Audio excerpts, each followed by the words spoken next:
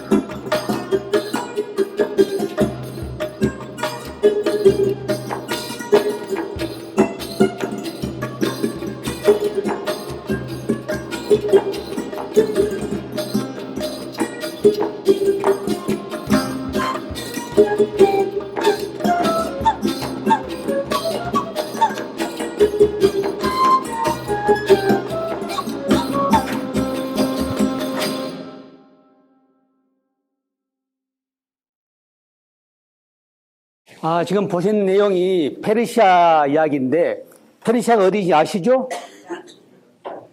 예, 그렇죠. 이란. 요즘 항상 서방 세계하고 마찰을 빚고 있는 그 이란입니다. 이란이 옛날에 페르시아 제국이었지 않습니까? 예, 저는 이 페르시아에 한 5번 정도 다녀온 적이 있습니다만은, 항상 가서 또 느끼고 돌아와서도 마찬가지입니다만은 항상 이 멋진 곳, 그리고 이렇게 착한 사람들이 사는 동네가 왜 우리 서방 세계하고 이렇게 다투면서 이렇게 살아야 되고, 또 우리는 뭡니까? 우리는 또 미국 편을 들어서 그쪽 서방 세계 소식만 통해서 듣다 보니까 정말 이란 사람들이 좀 전투적이고 고전적이면서 이렇게 좀 뭔가 이슬람의 맹신도들이 많아서 안 좋다, 이런 것으로도 잘못 알는 경우도 많이 있죠? 그렇죠? 근데 사실 이란에 갔다 오신 분도 있습니까? 예, 좀 있을 법도 한데, 예, 정말 한번 가보시면 알겠습니다만은 정말 착한 사람들입니다. 예, 예, 덩치만 크고 이게 굴레 수염이 나오고 이렇게 해서 좀 터프하게 보일지언정 사람들은 정말 착한 사람들이고 아주 훌륭한 문화를 가지고 있는 나라입니다. 언제 기회가 되시면은 한번 꼭 제가 추천하는 곳이니까 한번 가보시길 바라겠습니다. 이 이란이 실크로드의 구성 중에 하나죠. 예, 이게. 예, 그런데 오늘 이렇게 다른 사진들은 이제 하나씩 보고요. 지금부터 이제 제대로 여러분들을 실크로드로 제가 모시겠습니다. 예.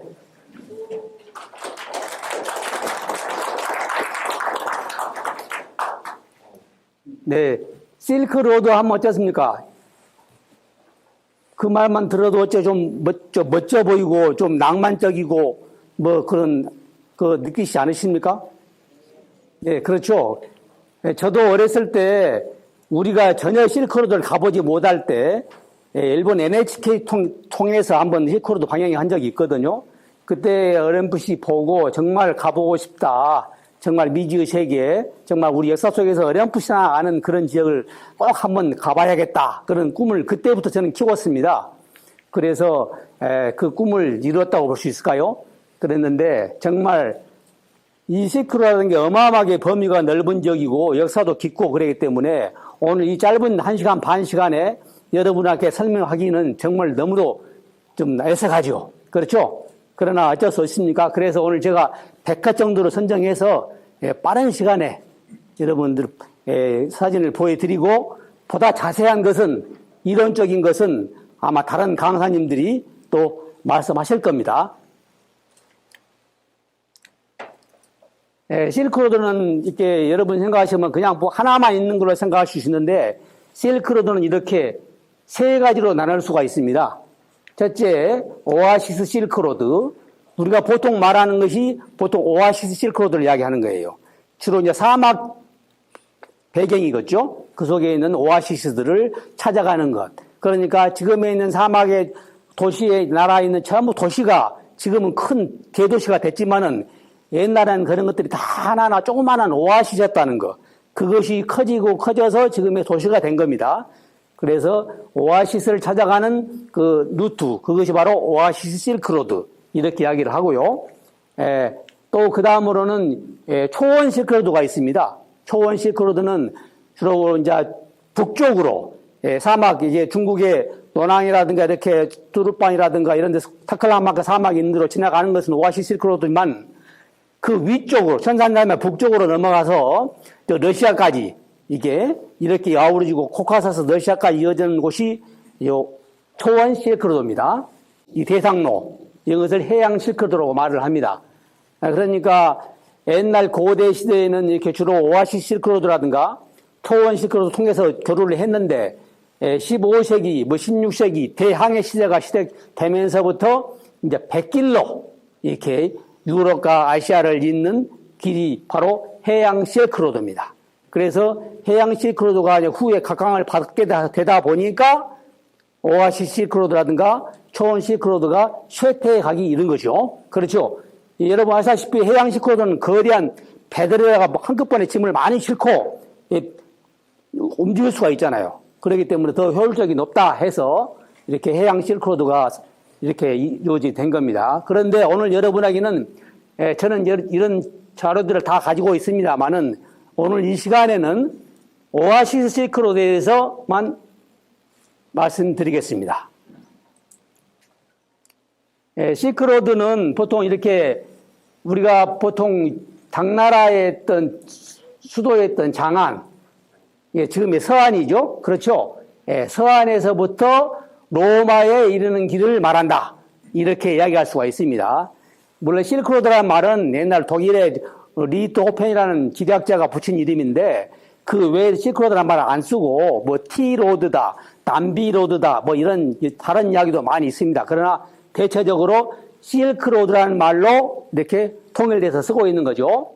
그렇지만은 이렇게 보통 중론이 이렇게 중국 서안 당나라 시대에 있던 서안에서부터 시작해서 로마 이르는 길을 말하는데 우리나라는 더 확장을 해서 그 당나라 시대가 우리나라 신라 시대이기 때문에 신라 기영주에서부터 시작하는 장안을 거쳐 가는 것이 실크로드다 이야기를 하고 또 일본은 그보다 확장해서 일본 자기 나라 옛날 그 당시 있던 나라 오사카 근방에 있죠. 나라에서부터 시작해서 로마에 이르는 길을 실크로드라고 이렇게 이야기를 합니다. 그러나 통상적으로 이제 중국의 당나라에 있던 수도 장안에서부터 로마에 이르는 길을 실크로드라고 말을 한다 이겁니다. 근데 이게 실크로드 이런 길이 쭉 오아시스 길이에요. 이렇게. 근데 가다 보면 이렇게 갈림길이 나누어집니다. 이렇게 쭉 지나서 이렇게 여가 페르시아입니다. 페르시아를 지나고 아프가니스탄도 지나고 그다음에 뭐 이렇게 요르단도 지나고 시리아도 지금 지나고 이렇게 때가 터키입니다. 터키로 해서 로마 이렇게 가는 길 또 살짝 가치로 해서 이집트 카이로도 가고 뭐 인도로도 갈 수 있고 이렇게 하는 것이 이런 실크로드를 따르는데 오늘 제가 이 루트를 따라서 사진을 보여드리겠습니다. 네. 이게 이제 오아시스를 찾아서 가는 거거든요. 보통 여러분 오아시스 하면은 아주 뭐랍니까? 동화 속이나 소설 속에 나오듯이 아주 멋진 나무가 서 있고 맑은 옹달샘이 하나 있고 뭐 그런 걸 생각하시죠? 예, 물론 오아시스는 그렇게 시작했을 겁니다. 예, 그렇지만은 지금은 그런 오아시스는 존재하지 않고 아까 말씀드렸듯이 그런 오아시스들이 좋으니까 사람이 몰리고 오다 보니까 마을이 되고 또 마을이 되다 보니까 더 사람들이 많이 몰리고 장사치가 많이 몰리고 그러다 보니까 이제 하나 읍이 되고 도시가 되고 이렇게 해서 지금의 도시가 형성된 거예요. 그래서 도낭이라든가 뚜루빤이라든가 뭐 이렇게 카슈카르라든가 이런 데가 다 옛날에는 그 조그마한 오아시스였는데 지금은 도시화 됐다는 거. 그런 도시가 되다 보니까 현대 건물 들어서고 그런 맑은 조그마한 옹달샘 같은 시험은 사라지고 없을 거고 그렇죠. 예. 도로도 옛날에는 흙길로 멋지게 돼 있었는데 뭐 포장도로가 되고 이러다 보니까 우리 근대 도시하고 전혀 다를 바가 없게 된 거예요. 그렇지만 그런 도시들이 다 옛날에는 오아시스였다. 이런 이야기입니다. 네. 그런데 그 오아시스 옛날 거대로부터 그런 실크로드를 무수히 많은 사람들이 오고 갔지 않겠습니까?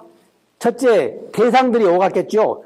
대상들이 가는 길이 장사가 되고 이렇게 한데 그 대표적인 것들이 수많은 대상들이 있었겠습니다만은 그 중에서 하나 몇 개를 꽂은다면은 이 소구틴이라고 있어요. 소구틴 누구냐면은 지금의 우즈베키스탄 쪽에 옛날 그가 소구디아나라고 그랬어요. 소구디아나의 사람들을 소구틴인데 이 사람들이 세계에서 아마 장사를 제일 잘했던 사람이다. 이렇게 이야기를 합니다. 그래서 그 소구틴들이 동양과 서양을 오고 가면서 장사를 했고, 뭐 또한 다른 것도 많이 있겠죠. 그 다음에 또 여러분 다 아시다시피 마르코 폴로도 베네시아에서 출발해서 아시아로 올 때 이 실크로드를 통해서 왔습니다.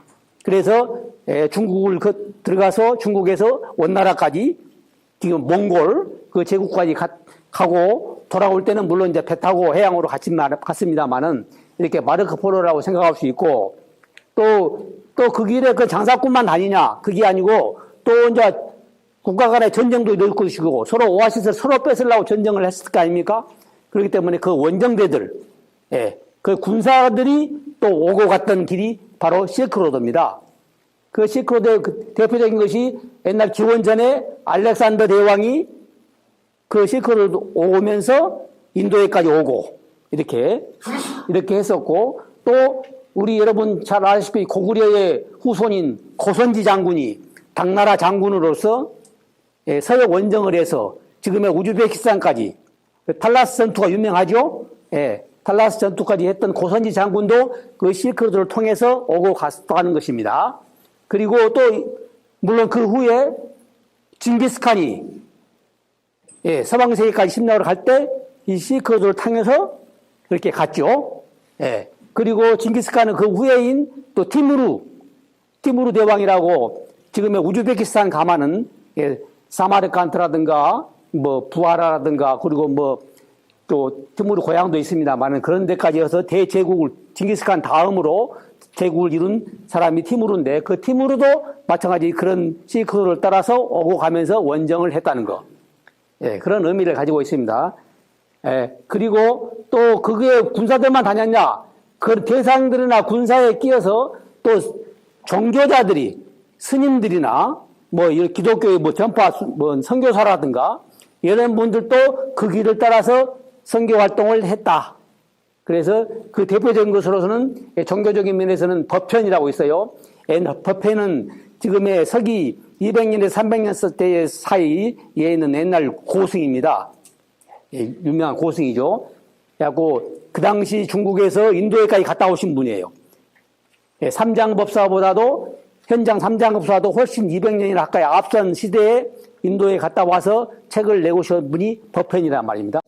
그런 스님도 이 실크로드를 거쳐서 오고 가셨고 그 후에 또 현장법사, 산장법사, 우리 손오공이 나오죠. 그 현장법사도 실크로드를 따라서 인도에까지 갔다가 오시고 또 우리의 신라의 스님이었던 해초 스님도 마찬가지 갈 때는 우리나라에서 배를 타고 중국으로 건너가셨지만은 중국에서 다시 인도로 가셔가지고 돌아오실 때는 육로로 돌아오셨거든요. 이 오아시스 실크로드를 따라서 타카라마칸 사막 인도로 돌아서 이렇게 다시 서안까지 돌아오셨다. 예, 그것이 해조 스님도 그 루트를 밟았다. 이제 이런 분들이 했고요. 또 근세에 들어서는 많은 탐험가들이 또 이런 데를 오고 갔습니다. 그 대표적인 것이 스웨덴의 헤딘이라든가 또 영국의 스타인이라든가 또 일본의 오탄이라든가 이런 탐험가들이 있었습니다. 우리 일제시대 초기에 이게 그럴 때 이런 유명한 탐험가들이 그 실크로드를 오가면서 고대사를 발굴하고 이렇게 했던 길이 바로 이 오아시스하고 관계가 있습니다. 또 너무 길어지나요? 예, 그러면 이제 드디어 이제 장안에서부터 출발을 하겠습니다. 여기가 장안은 갔다 오셨죠? 예, 장안에 가시면은 장안의 상징인 대안탑이 있습니다. 예, 대안탑. 중국말로는 따안타라고 그러는데 이 대안탑이 삼장법사가 인도에 갔다 온 기념으로 당 태종이 이 건물을 지어줬어요. 예, 지금의 7층인가 이거 되기 때문에 아파트 높이가 몇 층, 한 10층이나 될까요? 그 이상 되겠죠? 그 거대한 벽돌로 된 전탑입니다. 예.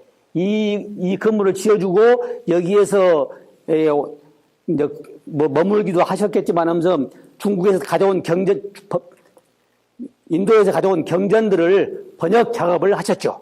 예. 물론 혼자 하신 게 아니라 제자들로 했습니다만은 그럴 때 그 기념으로 지어준 것이 이 대안탑입니다.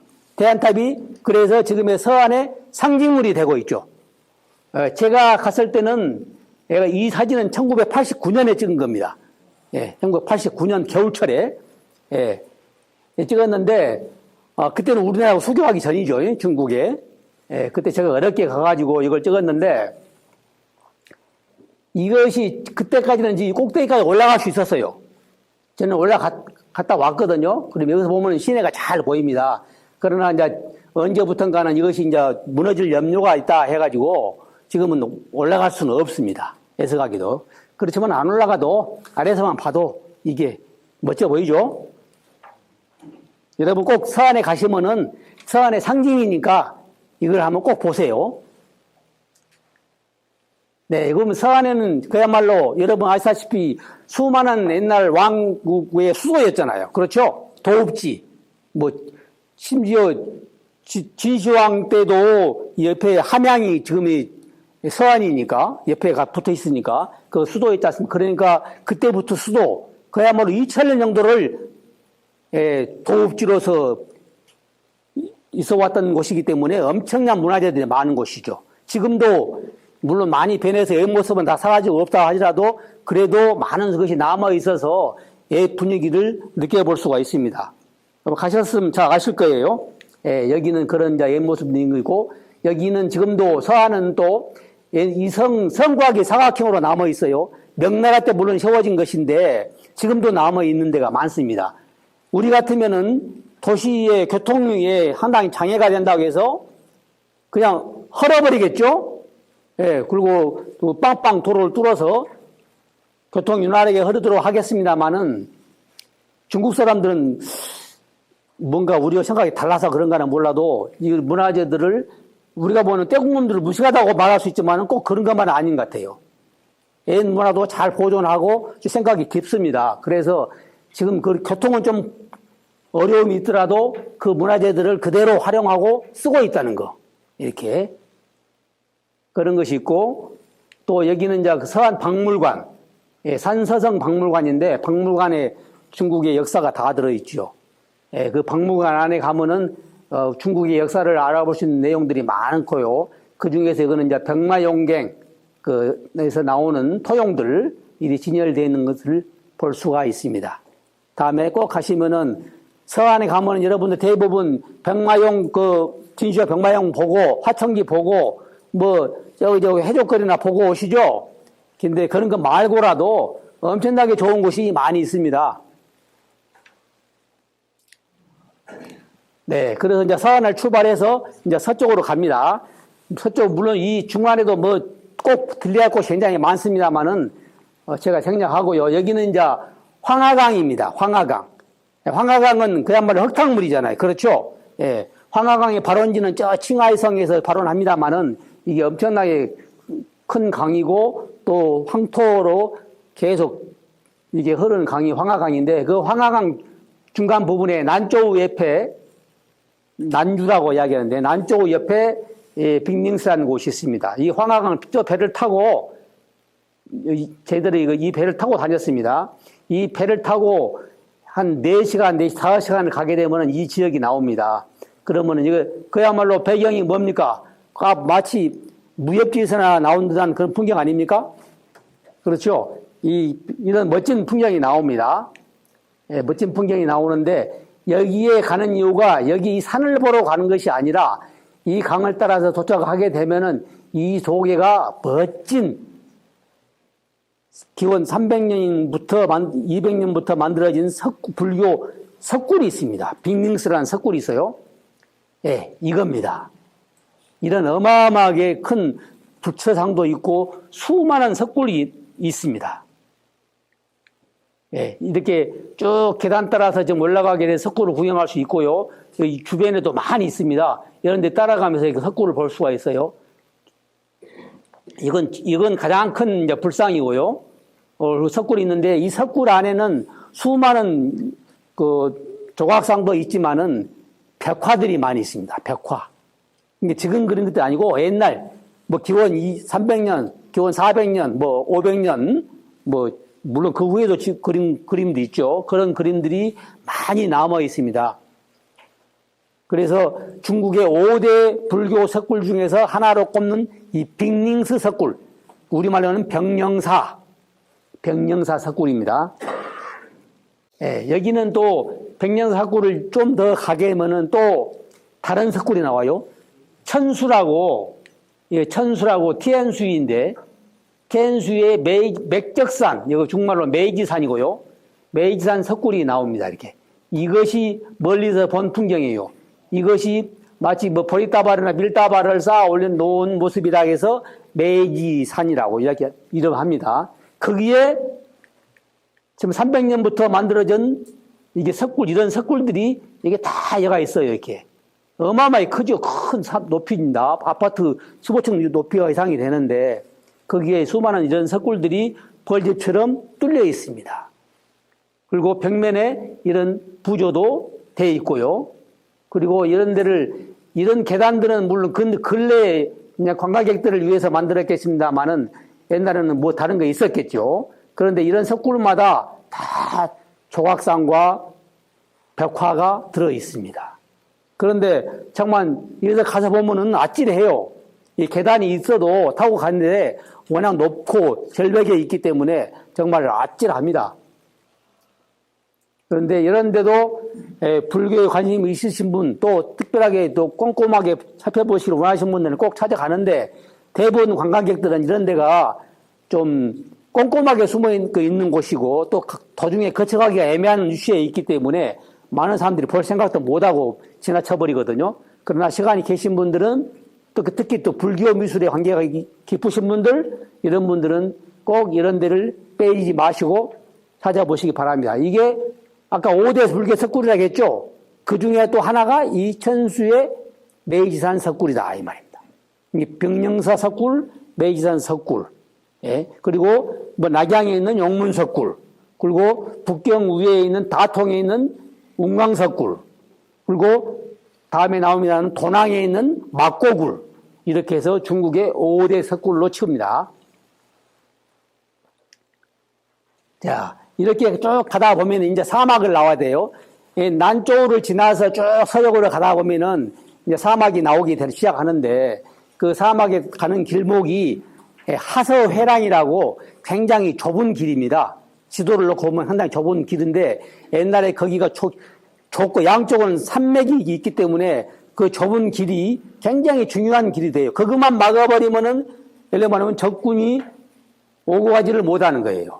서로. 그렇기 때문에 그 하서회랑을 누가 차지하냐 따라서 이제 뭐랄까 이곳이냐, 그것이 대표적인 게 옛날 한나라와 흉노들이 그 쟁탈전을 벌였던 곳이 하서회랑입니다.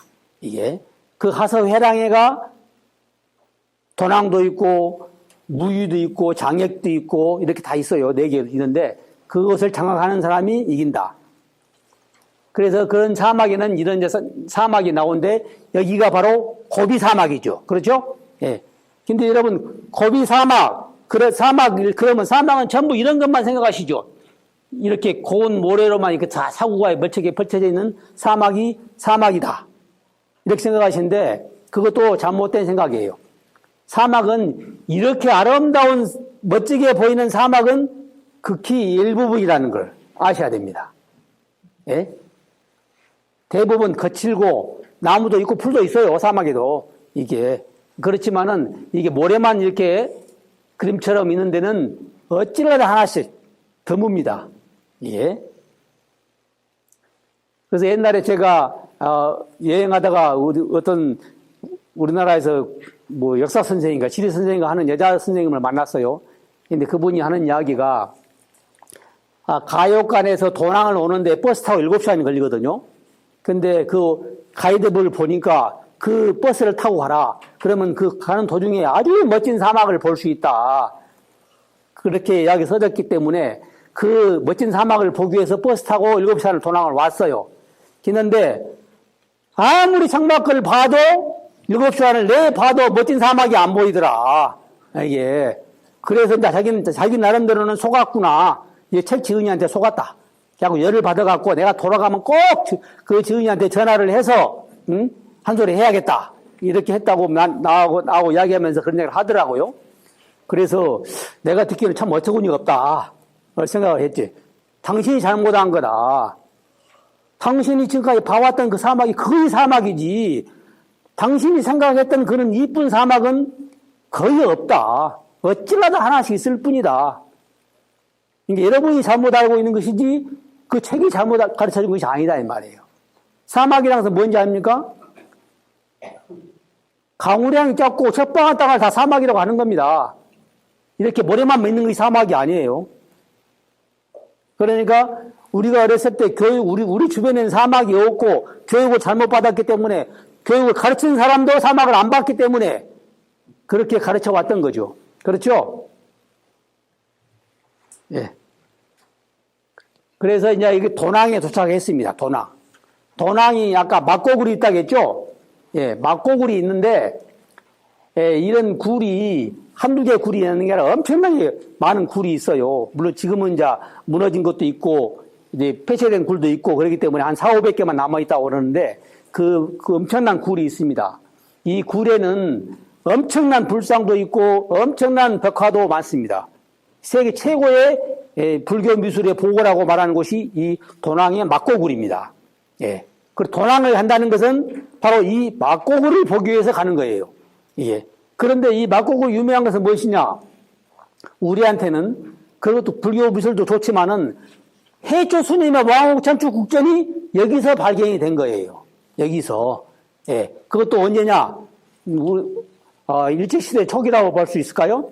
예. 여기서 발굴이 됐는데, 해조 스님은 여기다가 기거하시다가 자기가 왕옥천추 국전에 그 당시 기록문이잖아요. 그렇죠? 여행기죠. 그것을 써가지고 계속 가지고 가시면 쓰다가 이제 돌아오셔야 되는데, 여기 계실 때 티벳에서 쳐들어왔어요. 토번국이라고 했는데, 티벳에서 당나라 시대니까 쳐들어왔어요. 그런 적군이 쳐들어오면 다 불질러버리고 죽이고 막 그러지 않습니까? 그렇죠? 그러니까 모든 적군들이 쳐들어오기 직전에 모든 문서랑을 다 모아서 숨기는 거죠. 그렇죠? 그래서 이 한 토굴 속에 모든 문서들을 모아서 숨겼어요. 그리고 입구를 흙으로 발라버렸어. 이게. 그러니까 이제 토본국이 쳐들어왔을 때도 그런 문서가 있는지를 생각도 못 한 거지. 그렇지 않습니까? 전에 알고 정부 온 것도 아니기 때문에. 그러니까 그걸 찾으려 생각도 안 했을 것이고. 그러다가 해조 스님은 그 문서를 꺼내고 가야 되는데 하나없이 기다릴 수는 없잖아요.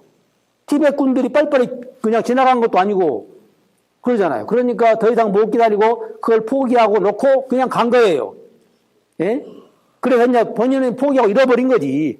그러다 보니까 해조 스님이 돌아가시고 그러니까 누가 더 아는 사람도 없지요. 그러니까 묻혀졌는데 1900년도 초에 그 굴이 갑자기 입구가 무너집니다. 예. 그 당시 그때가 청나라 시대구나. 무너져가지고 모든 문서들이 괴문서가 와르르 쏟아졌습니다. 근데 그 소문이 쫙 퍼진 거예요.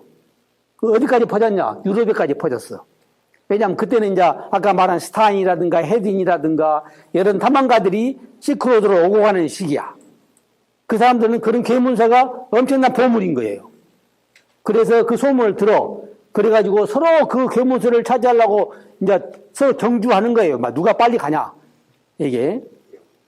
그러는데 제일 빨리 도착한 사람이 누구냐? 프랑스의 페리오라는 사람이 제일 먼저 간 거예요. 그래가지고 여기서 도착해가지고 그 괴문서를 원래만 하면 뇌물을 주고 삽니다. 무엇인지도 모르죠, 그 사람은. 한자로 써졌을 건지 알겠습니까? 뭐 내용은 한 게 없다. 옛날 것이면 된다. 이래갖고 모든 것을 그냥 헐갑에 주지를 매수해가지고 헐갑에 사가지고 그러면 이제 몰래 빠져서 프랑스로 가지고 갑니다. 그래가지고 프랑스 가서 하나하나 정리하다가 나온 것이 알게 된 것이 왕옥천추 국전이라 해요. 해초란 스님이 있었고 그 사람이 중국 사람이 아니고 쉽게 말하면 우리나라 사람, 신라 사람이라더라. 그런 기록이 나온 거죠. 내용이 뭐 크게 중요하다기보다는 그런 사람이 썼던 문서가 나왔다. 이것이 이제 알려지니까 이제 세계 다 퍼진 거지. 그래서 우리가 알게 된 거예요. 그 전에는 그 해초의 왕옥천추 국전도 모르고 해초도 몰랐겠죠. 그러죠?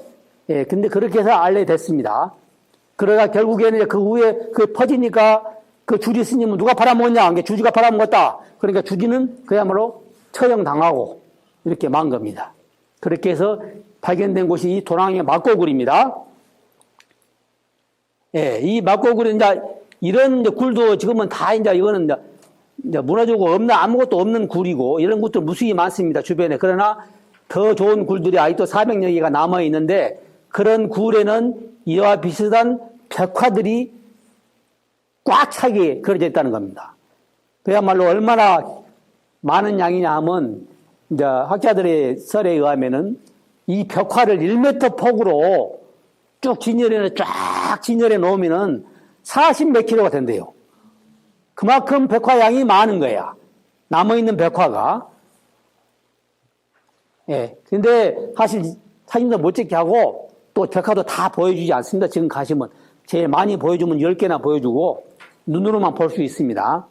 여러분, 사진 찍으려고 뭐 생각도 마십시오. 예. 절대 못 찍습니다.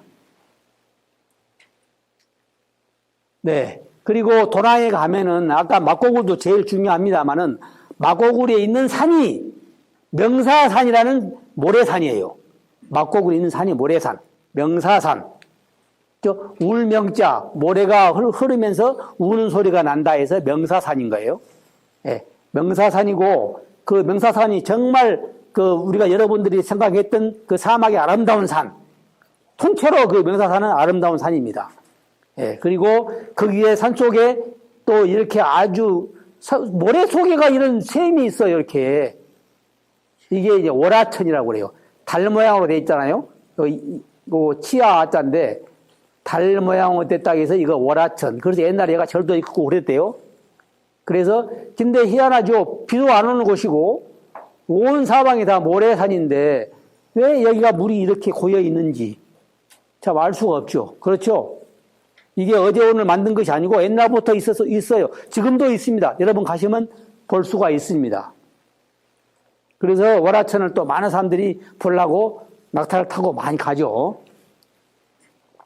예, 그런 것이 유명하고 이 모래 사막도 굉장히 아름답기 때문에 그 사막에 낙타를 타고 올라갑니다. 그리고 또 다른 쪽 사막에는 이런 이제 끝없이 펼쳐지는 사막이 있는데 이것은 뭡니까? 봉화대죠, 봉화대. 이것은 뭐냐면 한나라 시대에 만든 거예요. 한무제 때, 한나라 전성기 한무제 때 여기까지가 한나라의 국경선이야. 처음에는 흉노족들이 여기를 차지하고 있었는데 한무제 때 이걸 뺏은 거예요. 여기까지. 왜냐하면 여기를 뺏어야만이 서역을 중국 사람들이 자유로이 왕래할 수가 있어. 흉노가 지키고 있으면 세금을 바쳐야 돼. 그러잖아요. 그러니까 이걸 뺏기 위해서 노력하는 것이 뭐냐면 시작이 여러분 많이 아시다시피 장건이라는 장군을 서역으로 보냅니다. 한무제가. 장건 아십니까? 예. 한나라 때 그 장건이라는 장군을 서역으로 보내는데 서역에 가서 올나라가 지금의 키르기스탄 쪽에 있었는데 거기에 가서 그 사람들하고 우리하고 동맹을 맺자게 해라. 힘을 합해서 흉노를 시작해라. 이렇게 그러려고 보내는데 그 중간에 가는 길에 흉노가 지키고 있으니 쉽겠어요? 안 되지. 그러나 어떻게든 가다가 장건이가 잡힙니다. 잡혀서 또 거기서 이제 장건이를 죽이려고 했는데 장건이가 워낙 미남이에요.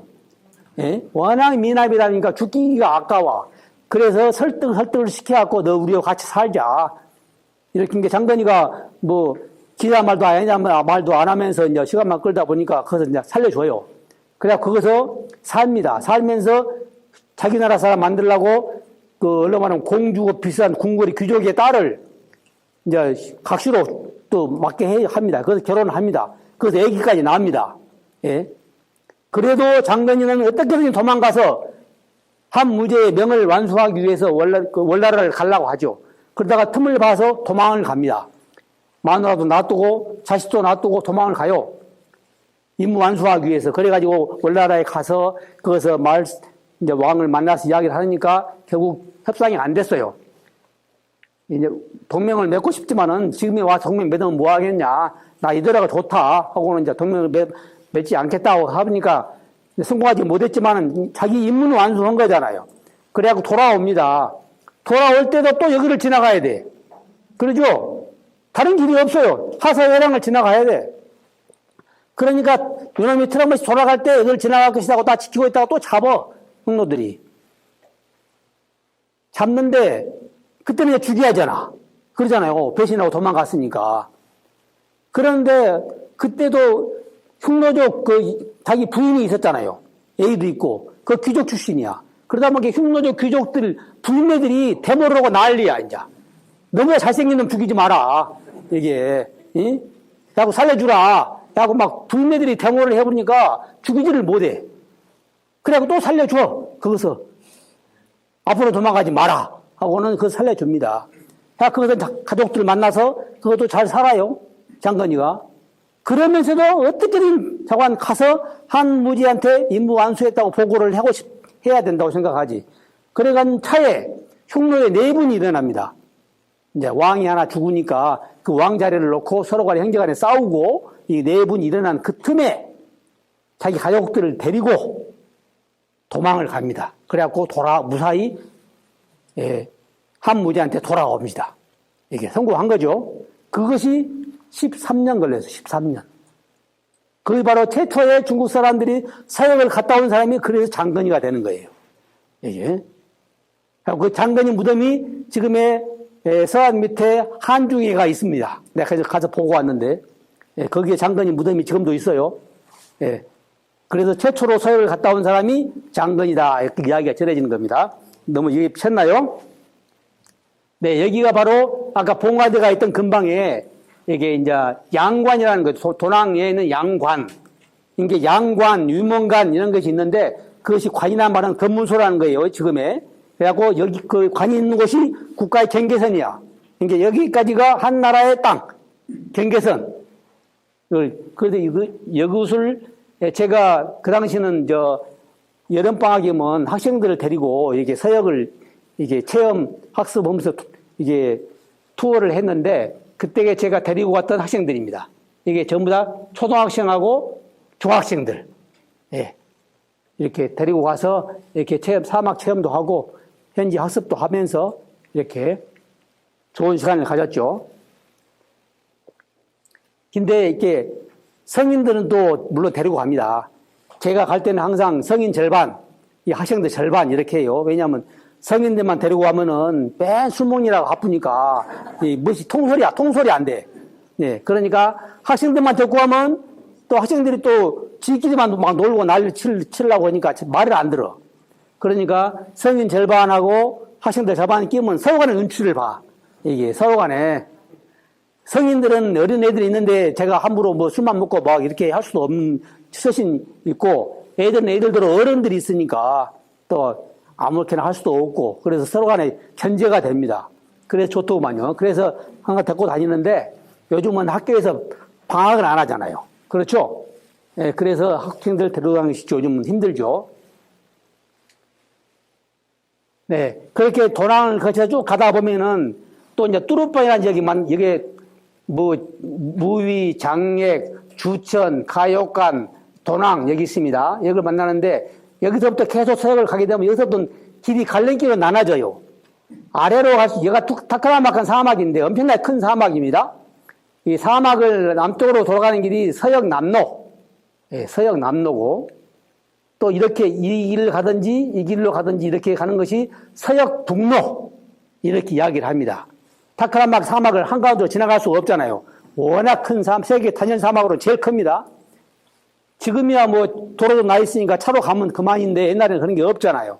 말을 타고 가든지 낙타를 타고 가야 하든지 해야 되기 때문에 가면 죽는 거죠. 타크라막 사막이란 말은 한 번 들어가면 나오지 못한다 이런 뜻이거든요. 그렇기 때문에 가운데로 갈 수가 없고 이렇게 가해로 돌아가든지 위로 돌아가든지 합니다. 그래서 갈림길로 이제 서로가 이제 자기의 목적, 취향에 따라서 선택을 하겠죠. 그렇죠? 예. 그래서 이제 이리 갈 수 있고 이리 갈 수 있다. 그래서 서역남로, 서역북로 이렇게 나누고 또 서역북로는 또 천산남로와 천산북로로 나누어집니다. 여기가 천산산맥이에요, 이게. 근데 여기서 이렇게 하면 천산남로고 천산을 넘어서 이렇게 위쪽으로 가면은 천산북로고 그래요. 이게 북로는 이제 그때부터 초원 실크로드로 이어지는 거죠. 그러니까 지금의 키르기스탄부터 시작돼서 카자흐스탄 이렇게 쭉 이어지는 것을 말하는 겁니다.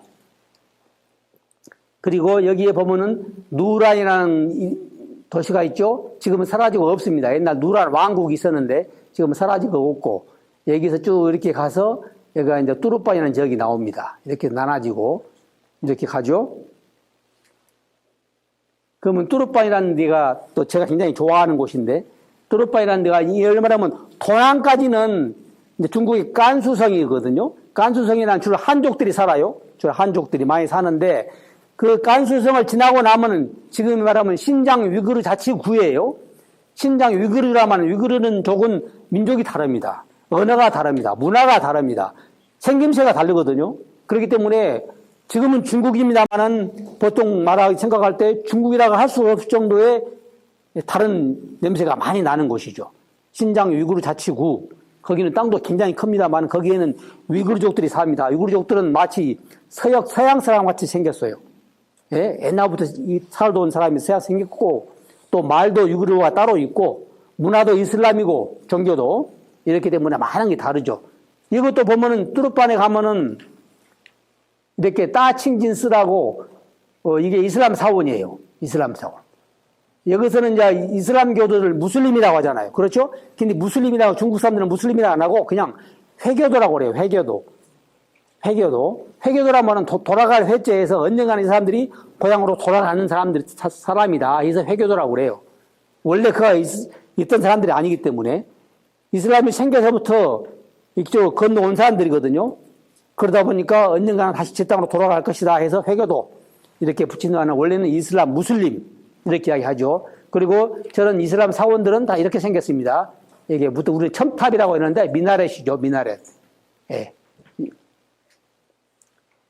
예. 그리고 천산산맥을 기점으로 해서 동쪽에 중국 쪽에 있는 것을 동투르케스탄이라고 말하고 서쪽은 서투르케스탄이라고 이야기를 합니다. 예. 그러니까 우즈베키스탄, 키르기스탄, 카자흐스탄, 터키까지 그쪽을 다 서투르케스탄이라고 하고 천산맥 이쪽 중국 쪽은 동투르케스탄. 투르케스탄이란 말은 뭔 말이냐면 뚜르키의 땅이다 이 말이에요. 뚜르키란 말은 터키를 말한 겁니다. 예. 뚜르키 발음은 뭐예요? 뚜르키면 터키가 되잖아요. 그렇죠? 근데 그럼 뚜르키란 말은 어디서 왔냐? 돌골이란 말에서 온 거예요. 돌골족 이야기 나오죠. 옛날 고구려하고 이야기할 돌골족. 돌골족이 바로 뚜르크족이에요. 뚜르크족이 바로 터키 사람입니다. 그래서 돌골하고 우리하고는 또 굉장히 밀접한 관계가 있어요. 유전자적으로. 그렇기 때문에 터키 사람들이 우리 한국 사람을 형제의 나라라고 말하는 요거가 있습니다. 자기는 돌골족 피가 흐르고 돌골족은 한국 사람하고 피가 유전자가 100% 같지는 않지만은 흡사한 점이 많다. 그래서 같은 핏줄이다. 그래서 형제의 나라다. 말이 거기서 온 겁니다. 그리고 쭉 가다 보면요. 이 사람들이 위구르족들인데, 좀 서양 사람들이 생겼죠? 이 사람들이 문화 수준이나 뭐 생활 수준이 좀 떨어져서 그렇지, 이 사람도 옷 옷 입히고, 먹이 좀 시켜놓으면은, 다 서양 사람이에요. 서양 사람. 이게. 그리고 주로 양고기를 이렇게 먹고요. 먹고, 이런 난이라는 빵을 이렇게 주식으로 먹습니다. 가면은, 우리는 양고기 하면 냄새가 나서 잘 안 올라갑니다만은, 이 사람들 요리는 좀 잘한가 몰라도 아주 맛있어요. 냄새도 안 나고 아주 맛있습니다. 여러분 가면 꼭 한번 망고기, 이 꼬치구이, 특히 남자분들은 술 마신 분들은 아주 안주에 최고입니다. 이거 꼭 드셔보시기 바랍니다. 그리고 이렇게 이제 그렇게 주변에 사람들을 보면은 다 이 사람들이 위구르족이에요. 위구르족들. 위구르족들인데 여름철에 이제 사막은 굉장히 덥잖아요. 그렇죠? 너무 더워서 이제 힘드는데 그래도 사막은 더워야 사막 여행이 기분이 나는 것이지 사막이 서늘해 보면 아무 맛이 없어요. 이게 그렇잖아요. 그러니까 우리나라 늦가을에 가거나 겨울에 가면은 절대 사막이 덥지 않죠. 겨울에는 우리나라보다 더 춥고요. 마이너스 25도쯤 됩니다. 여기가. 근데 여름에는 또 이제 보통 40도, 뭐 50도 이렇게 올라가 덥죠. 그래도 이런 사막 여행은 꼭 여름에 가라고 제가 추천하고 싶습니다. 그래야만이 사막다운 맛을 느낄 수가 있고 사막에 온갖 맛있는 과일도 먹어볼 수가 있고 그 이 역사 속에 나오는 그런 분위기에 흠뻑 젖어볼 수 있기 때문에 여름에 가야 제맛입니다. 그리고 이런 데는 덥잖아요. 습기가 없어서 우리나라 여름보다는 나아요, 지내기가. 습기가, 온도만 높을 뿐이지 습기가 없으니까. 근데, 그래도 이제 더울 때는 진짜 덥죠. 50도씩 올라가 버리니까, 온도가. 그러니까 낮에 하는 사람들이 활동을 많이 안 합니다. 안 하고, 이제 해가 지면은 이게 움직이기 시작해요. 그리고 이거는 야시장입니다. 이 사막의 도시들은 거의 여름에는 야시장이 생깁니다. 이게. 온갖 먹을거리가 다 나오죠. 이게 국수부터 만두, 양고기, 뭐 맥주, 뭐 별거 다 있어요. 없는 거 없이 싸고, 예, 여기서 이렇게 먹고, 뭐 어쨌든 중국 같은 데는 맥주가 워낙 싸니까 물이 하나에 뭐 2원, 3원 하면 맥주는 1원밖에 안 해요. 예, 그리고 그만큼 맥주가 싸니까 맥주를 많이 먹습니다.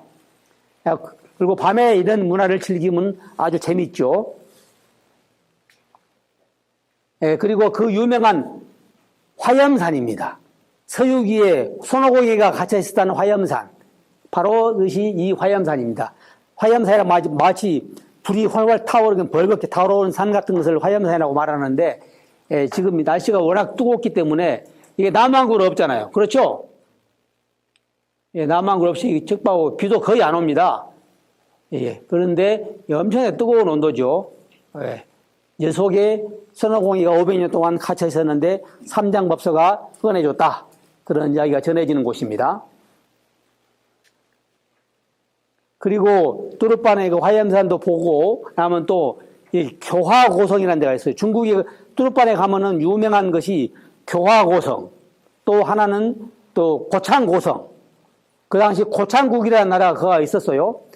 삼장법사가 고창국에서 설법을 하고 3개월 설법을 하고 다시 인도로 길을 옮깁니다. 그래가지고 올 때 그 국문태라는 그 고창고성의 왕이 삼장법사를 놔주기가 참 안타까워서 꼭 돌아갈 때 자기 나라에 다시 한번 들르다가 가더라. 이렇게 이야기를 합니다. 그래서 약속을 지키려고 했는데 삼장법사가 인도에 돌아오면서 이거를 들리려고 했으나 들려오는 소문에 벌써 고창국이 망하고 없다. 이런 이야기가 들려서 그러면 내가 들릴 필요가 없구나 하고 서역 남로로 돌아와서 여기를 안 거치고 왔죠. 그런데 그러나 이건 교화고성이라고 아주 천연의 요새입니다. 예, 저도 이걸 몇 번을 가고 이 속에서 여름에 밤에 잠도 잡았는데 정말 요새 양쪽에 한 30m나 높은 이 절벽이 있고요. 양쪽에도. 그리고 이 아래는 여러 말하면 하천, 강은 아니고 꽤나 큰 하천이 있습니다. 그러니까 지금 옛날에는 요새잖아요. 지금이야 총 쏘면 그만이지만은 옛날에는 총도 없고 그러니까 말도 건너갈 수 없고 그러죠. 대포도 없고 그러니까 최고의 요새 입구만 딱 막아버리면 여기는 누가 침입하지 못해요. 그렇기 때문에 최고 요새로 잡았던 교화고성이고 옛날에 그때 살았던 건물들인데 흙으로 다 지었죠. 집도 있고 무슨 관공서도 있고 그러겠죠. 지금도 그 당시 남아 있습니다. 이것이 교화고성. 이게 당나라 때 있던 것들이에요. 당나라 때. 그러나 비가 안 오는 지역이기 때문에 지금도 이런 흙벽들이 남아 있습니다. 좀 호도를 내겠습니다. 그렇게 이곳저곳 가다 보면은 시장도 만나고, 그러다 보면 이렇게 수타면, 지금도 이 사람은 수타면을 뽑아서 먹어요. 예, 이것은 그걸 라면이라고 그래요, 라면. 우리가 말하는 라면이 일본 말이 아니고, 일본에서 인사같은 라면을 건너왔지만은 그 일본 말이 아니고 이그 말입니다. 예, 라면. 이 라면을 보고 일본 사람이 힌트를 내서 인사같은 라면을 만든 거예요. 예? 그것이 우리나라에 온 거죠. 이 사람들이 재주가 좋아서 면을 굉장히 빨리 아주 가늘게 잘 또 뺍니다. 예, 그리고 뚜르파라는 지역은 청포도로 유명해요. 이런 지역은 왜냐하면 사막이라 비가 1년에 거의 안 와요. 거의 안 오니까 엄청나게 햇빛 뜨겁기만 하죠. 그런데 그럼 어떻게 농사를 짓냐. 근데 또 이가 뭐냐면 이 사람들 물이 없어요. 그러니까 옛날부터 기원 전부터 저 천산산에 천산산맥에서 만년설 있잖아요. 만년설의 물들을 그들이 녹으면은 흘러내릴 거 아닙니까? 그 물 밑에서 땅을 파요. 그래갖고 지하로 물을 끌어옵니다. 그 물을. 땅을 파기가 쉬운 것이 다 모래이기 때문에. 땅을 지하로 파서 수백 킬로를 이동하게끔 파요. 그러니까 뭐 1년, 2년 만에 판 것도 아니고 그야말로 기원 전부터 지금도 그렇게 해오는 거예요. 계속 분담해서 자기 마을 앞은 자기가 파고 이렇게 해서 쭉 수백 킬로가 돼요. 그런 걸로 지하로 물이 와요. 물이. 만에서 녹음물이 물이 오고 햇빛은 쨍쨍 내리쬐죠. 물은 팡팡 공급을 해주죠. 그러니까 과일이 잘 될 수밖에 없죠. 그렇죠. 이 사막의 농사는 가뭄이라는 게 없어요. 가뭄이라는 게. 우리는 가뭄이 있잖아요. 좀만 안 와도 비가 안 오다 날리고 비만 좀 많이 오면 장마 진다고 날리고 그러잖아요. 그렇지만 여기는 아무리 비가 1년에 거의 안 옵니다. 그래도 농사 지을 물이 없는 수가 없어요. 항상 지하에는 그 까레스라고 그래요. 까레스 물이 흐르고 있기 때문에 그 물로 갖다가 차도 끓여 먹고 밭에 물도 대고 이러면서 그러니까 온갖 과일이 잘 되죠. 크고 달고 그런 거예요. 그 유명한 것이 그 중에서도 포도예요. 이 청포도. 우리나라에서 팔고 있는 청포도, 건포도 있죠? 건포도가 여기서 들어온 것도 있을 겁니다. 아마 지금은 우즈베키스탄이라든가 이런 데서도 많이 들어옵니다만은 중국도 그 있을 거예요. 여기가 제일 많이 나는데요. 이게. 청포도. 이렇게 청포도를 걸어도 놓으면은 워낙 햇빛이 뜨겁기 때문에 15일 내지 20일이면 다 말라버려요. 건포도가 되는 겁니다. 그리고 이 포도가 씨가 없어요, 씨가. 그리고 엄청나게 싸고. 그리고 이렇게 이제 하미가, 이거 이제 우리 뭐 참외예요, 참외. 예, 참외. 그리고 여기가 바로 이 까레스예요, 까레스. 지하로 물이 흐르잖아요. 예. 여기는 이제 무너진 데죠, 무너진 데. 지금도 무너지면 보수하긴 한다면 지금은 그래도 이제 옛날같이 그렇게 많이 이 물을 쓰지는 않죠. 지금은 이제 기계적으로 막 땅을 파고 이게 댐도 만들고 이렇게 하기 때문에 좀 더 낫습니다만 옛날에는 다 이렇게 이런 물을 수백 킬로 이어서 온 거예요. 여기만 있는 게 아니고 온갖 사막 지역은 다 있습니다. 아까 말한 처음에 봤던 페르시아에도 다 있고요. 뭐 우즈베키스탄에도 있고 다 사막에는 다 있어요, 이게. 까레스라고 합니다. 까레스. 예, 이건 타크라마카 사막 풍경이죠. 예, 타크라마카 사막에서 만났던 소년인데 참 개구쟁이 같이 생겼죠. 네, 그리고 이렇게 거기서 나는 수박도 엄청 크고 맛있어요. 그러나 우리나라 수박보다는 덜 달죠. 달기는 단데, 왜냐, 우리나라 수박은 다 인공적으로 달게 하는 것이기 때문에 다는 것이고, 이 사막은 자연 수박인데도 굉장히 달아요.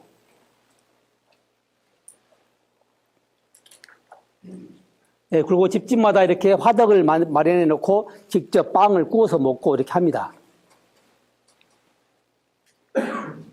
네, 그리고 이 위구르족도 어린애들은 어렸을 때부터 이 장사하는 기술을 배우고 부모님 밑에서 항상 일을 도와주고 해요. 그래서 상당히 이제 생활력이 강하다고 볼 수 있죠. 그리고 제가 중국의 끝이라고 말할 수 있는 카슈카르인데 카슈카르의 이제 모습인데 지금 이 사진은 제가 찍은 지가 한 25년 이상 됐습니다. 그러나 얼마 한 5년 전에 가면 또 가니까 이런 건물들이 거의 찾아보기 힘들어. 다 변해서. 이제 중국풍으로 변해가는 거예요. 이게 헐고 현대식으로 짓는 거죠. 네, 그리고 지금도 그 바자르라고 말하는 시장에 가면은 이렇게 지금도 이게 손으로 이렇게 막 두드려서 그릇들을 만들죠. 이런 거 지금도 볼 수 있고, 거기에 주민들이 이렇게, 이 사람들이 많이 햇빛도 뜨겁고 뭐 그러지만은 또 종교적인 면으로 얼굴을 많이 가립니다. 여자분들은. 예, 그리고 가장 그 중에서 카슈카르에서 볼만한 것은 이 썬데이 마켓, 일요일 날 열리는 가축 시장입니다. 예, 이것을 보기 위해서 모든 여행자들이 카슈카르 갈 때는 그 일요일을 맞춰요. 이걸 보기 위해서 일요일 날 열리기 때문에. 하고 그 당시에 이렇게 이제 서로 물물교환도 많이 합니다. 양하고 당나귀하고도 바꾸기도 하고 이렇게 하고 하는데 최근에 또 가보지 이것은 20년도 넘은 사진입니다만은 최근에 또 가봤더니 있기는 있는데 조금 이런 분위기가 안 나더만. 이제 많이 변해서. 예, 그리고 이 더운 지방이기 때문에 이게 전부 다 이게 회를 칠해서 전부 흙집입니다. 흙집. 흙집이 이게 시원하잖아요. 그렇죠? 시원하고 담장을 이렇게 높이 올린 이유가 높이 올려야만이 그늘이 길어지는 거예요. 그렇죠? 그늘이 길어지기 때문에 길로 지나다니기가 쉬운 거죠. 예. 근데 이런 것도 25년도 넘은 풍경 제가 찍은 건데 지금 가면은 거의 사라지고 없어요. 최근에 가니까. 다 지금은 콘크리트 벽, 벽돌벽, 이렇게 변해 있습니다. 그리고 그 당시 만났던 꼬마들, 예. 제가 이거 줄을 세운 것이 아니라 자기들이 줄을 알아서 쓴 거예요. 예. 자기들이 딱 쓰는 거예요. 이때가 겨울철이에요, 겨울철. 겨울철이기 때문에 추워요. 그러니까 바지 입고 치마를 입습니다, 이렇게. 치마만 입으면 너무 추우니까. 이것이 1989년에 찍었네. 1989년 12월 달에. 예, 거기에 또 이제 모스크가 있는데, 이슬람들은 금요일 날에 예배를 보잖아요. 그렇죠? 그래서 프라이데이 모스크 막 그러는데, 이건 에이티가르 모스크라는 곳이에요. 근데 남자들이 이렇게 모스크에서 예배를 보고 나오면은 여성분들이 이렇게 찻잔이나 이렇게 빵이나 들고 서 있어요. 그러면 그 기도 들고 나오는 남성네들이 거기다가 입김을 불어 넣어줍니다. 그 뭐냐면 뭔가 좋은 기운을 넣어주는 거예요. 예배를 보고 나와서 몸이 정화가 됐기 때문에 그 정화가 깨끗한 몸으로 그 좋은 음식에다가 기운을 넣어주면은 그 음식을 먹으면은 아픈 몸도 낫고, 예, 이렇게 좋은 일만 생긴다. 이런 믿음을 가지고 있는 거예요. 그리고 이것은 얼른 말하면 지금의 고속버스 휴게소입니다. 예. 옛날에 이제 고속버스가 아닙니다만은 옛날에는 버스를 타면은 한 버스 타고 3일, 4일을 가요. 이게 사막을 지나가려면은. 그러니까 도중에 세웠다 가는데 이제 밥도 먹고 화장실도 가고 해야 될 거 아닙니까?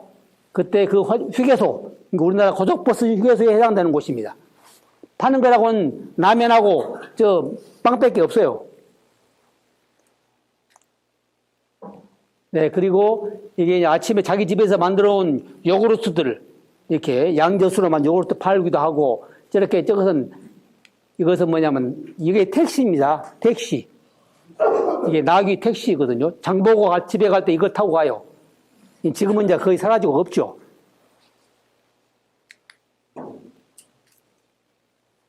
네, 그리고 이건 이제 잘 구워낸 빵인데 굉장히 맛있게 보이죠? 그렇죠? 예, 저 엄청나게 맛있을 거라고 샀는데 이 속에 양고기가 들어있어요.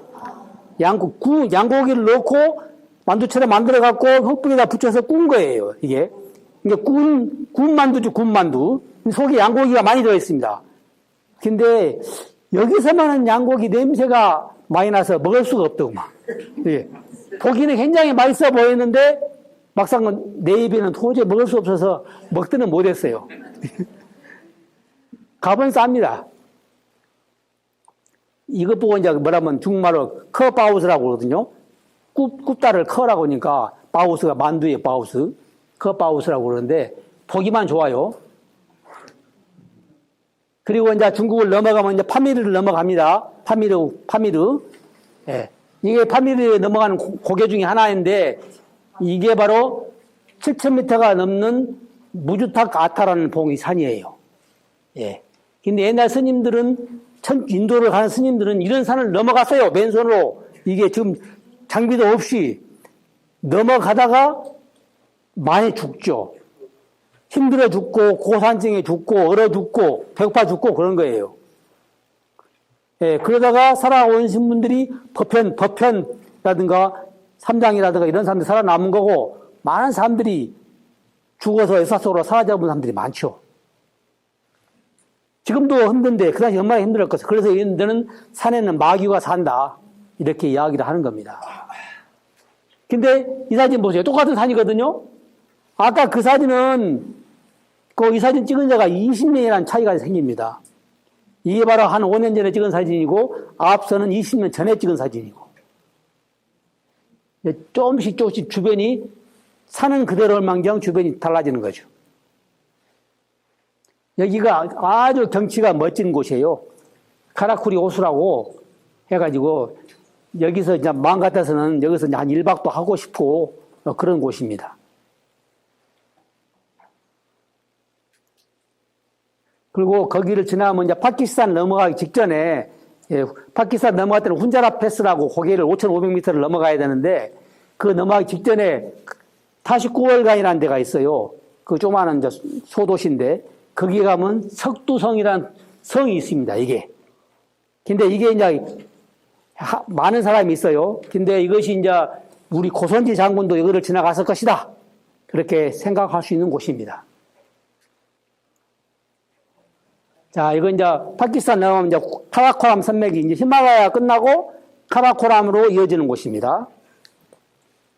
좀 빨리 갈게요. 거기 하면 이제 훈자 왕국이라고, 그죠? 예, 여기 이제 파키스탄 북부의 사람이고요. 이거는 다 카라코람 지역입니다.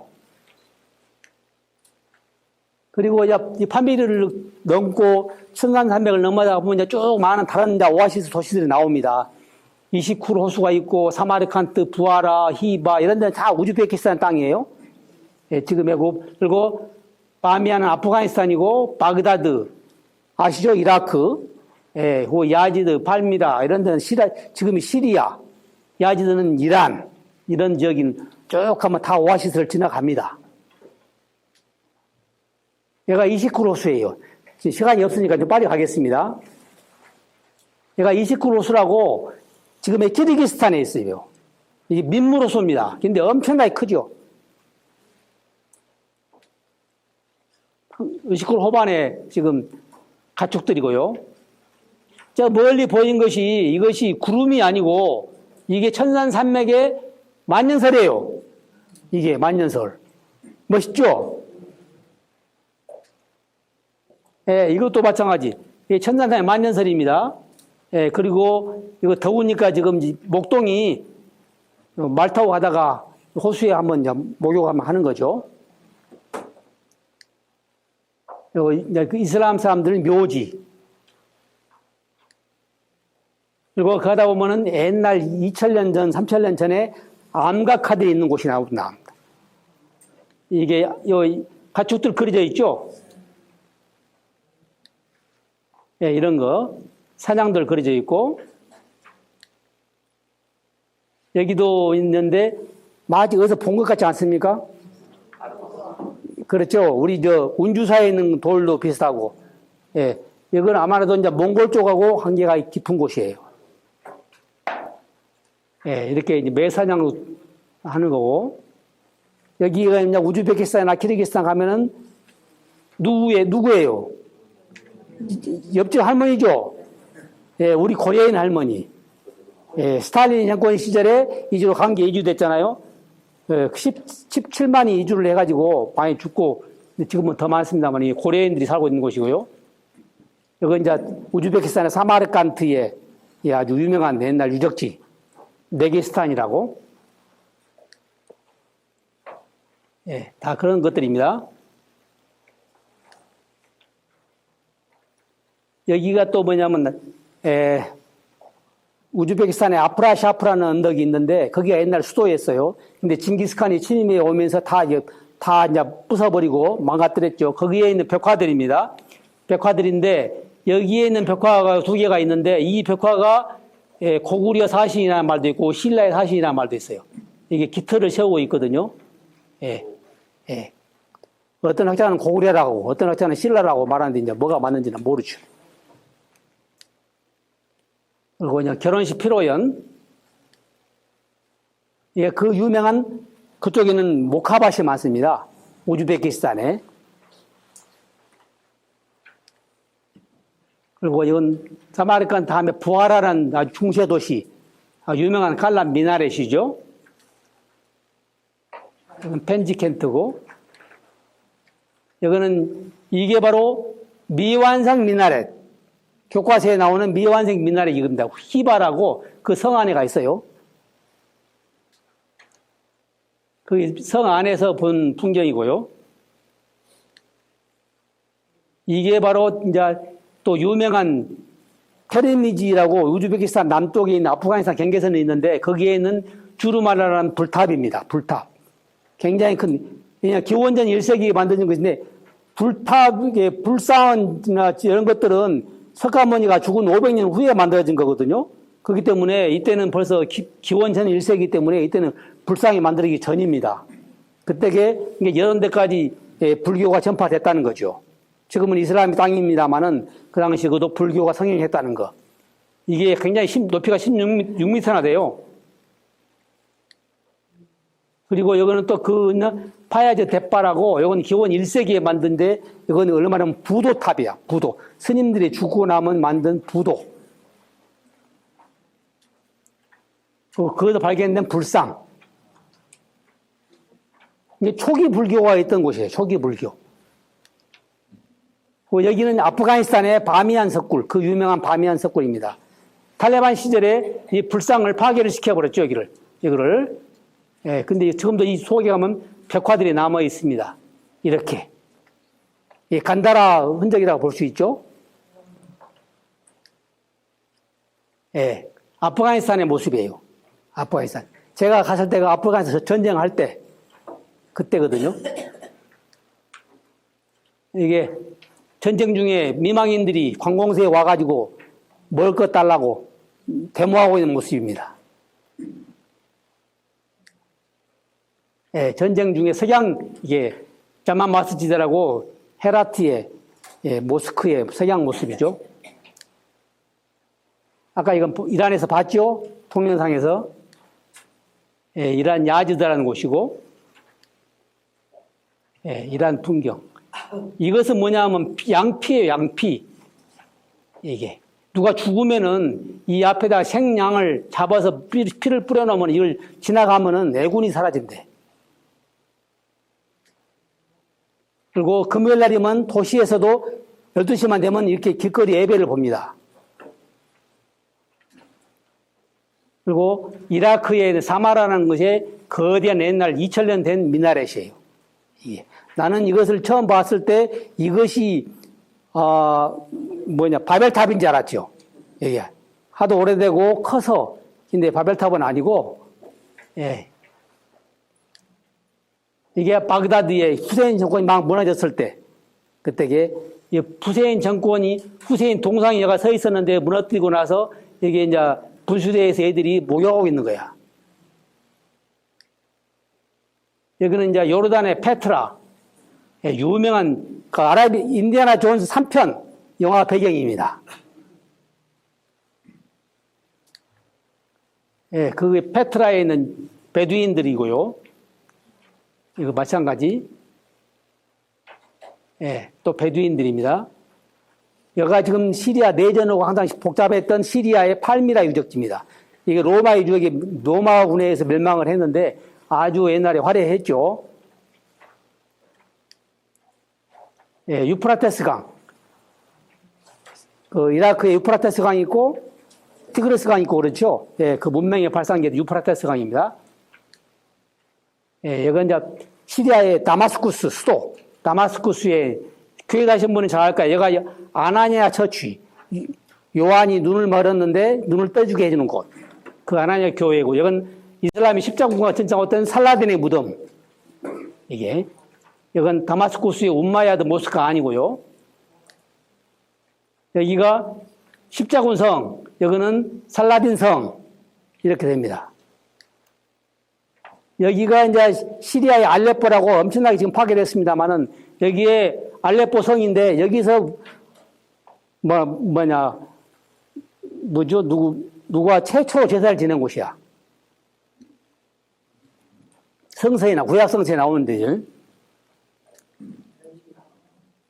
그리고 여기에 이제 알레포라는 건데 옛날에 성지순례 기독교에서 많이 사람들이 가니까 한국 사람 누가 써준 모양이야.